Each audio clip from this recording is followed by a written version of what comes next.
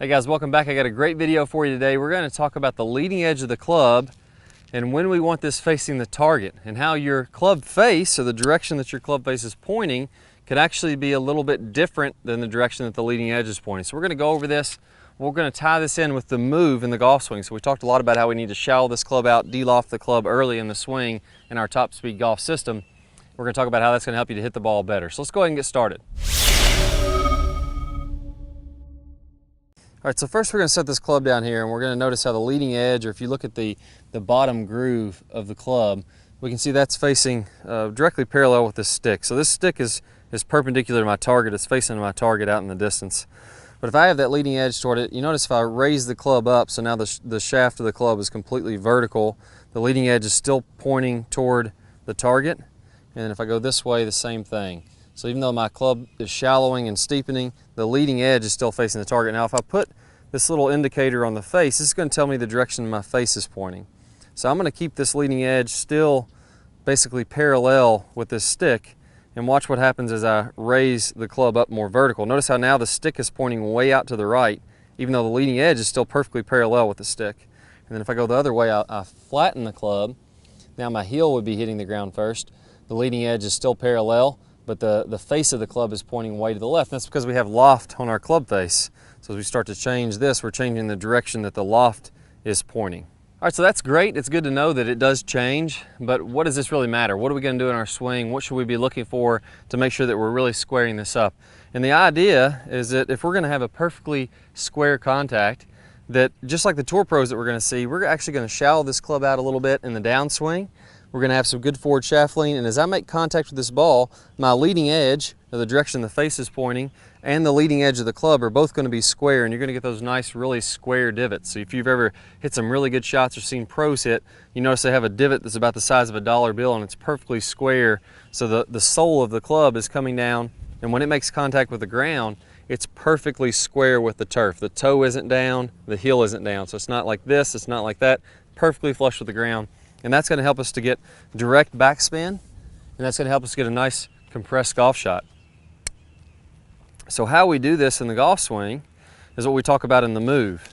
So when you watch pro players or really good players swing, what you'll notice is as they start their downswing, they're actually shallowing out the club a little bit. Their wrist is bowing, and what that does to my club face is as I continue my downswing, notice how my club face is starting to turn down a little early. So I'm shallow and my face is turning down early. Dustin Johnson is somebody that really does this a lot. He really bows the wrist, turns that club face down a lot. Other example, there's tons of other examples, but that's kind of an extreme of what's happening here. So we don't have to do it as much as Dustin Johnson, but that is a good idea.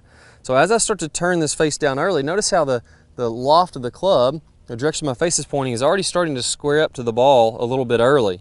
And from there, I can limit the amount of face rotation I have as I'm coming through the shot and keep that square for longer.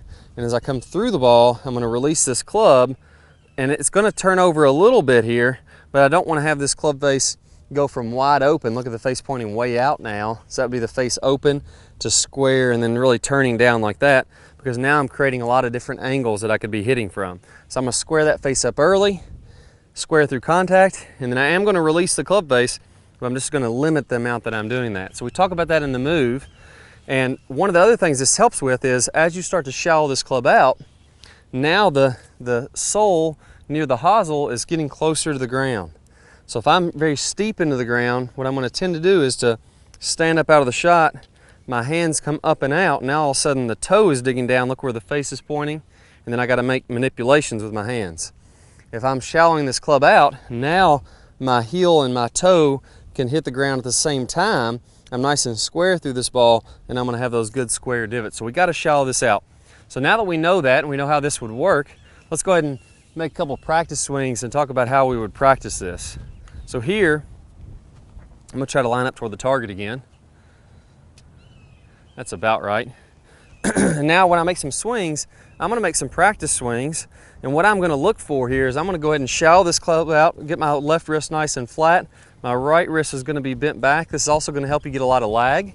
I'm feeling like I'm squaring this club face up early with the ground, and then I'm looking at my divot to see which piece is touching first. So I'm going to go ahead and make a practice swing here and make a small divot if I can. There we go. That felt pretty good. And if I look at that divot that's nice and square, and if I look at the back edge of this divot, I'll notice that my heel and my toe both hit the ground at the same time. So I know that I shallowed this club out. My bottom, the heel of the club was coming down in good into the ball, and I didn't kind of stand up out of my posture and swing the club down. So I'll go ahead and do it the wrong way now. Let's imagine I'm coming in steep, and then I'm going to stand up. Imagine like Charles Barkley. He's very steep and then standing up out of it. Those of you who have early extension, you're doing this to a very small amount. He's doing it like crazy. But I'll try one out like that, and we'll see. Let's go ahead and try again. I'll hit a divot farther back. I have to try it again. There we go. I'm not used to standing up out of it. On this one, we can see that my divot is coming in, and that the leading edge of the divot is at an angle like that. That means my toe was digging down in first, and then my heel came down in. So it wasn't very nice and square. So I'm going to work on that, and I'm going to adjust just how much I stay in my posture and how much my club shallows out to get that nice leading edge square divot. And then we'll go ahead and hit a couple shots, and I'm going to look at my divot for some feedback.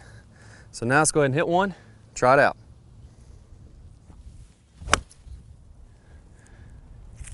All right guys, dead straight shot.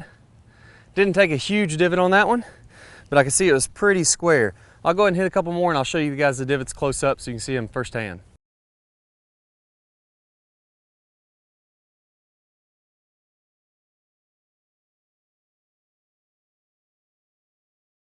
All right, so I hope y'all really enjoyed this video. If you did, I got an awesome bonus for you. Now, one of the most important things we can do in golf, and let's face it, we all want to crank the ball. We want to hit it hard with a lot of power. That's probably the #1 thing to improving your golf game that I found.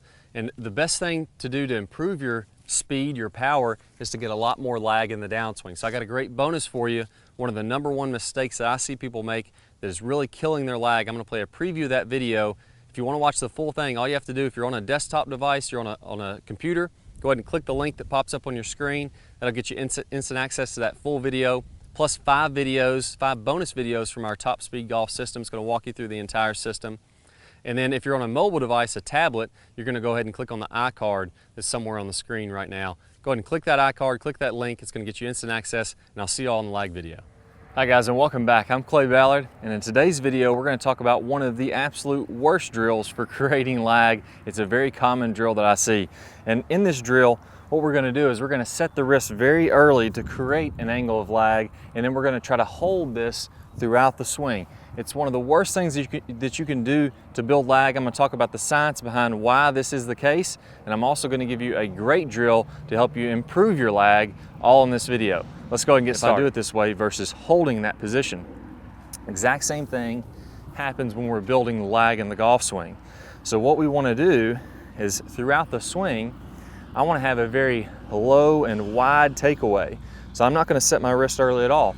If you look at a lot of the top players, you look at Adam Scott, very wide takeaway, not very much wrist set at all. You look at Rory McIlroy, you look at Tiger Woods.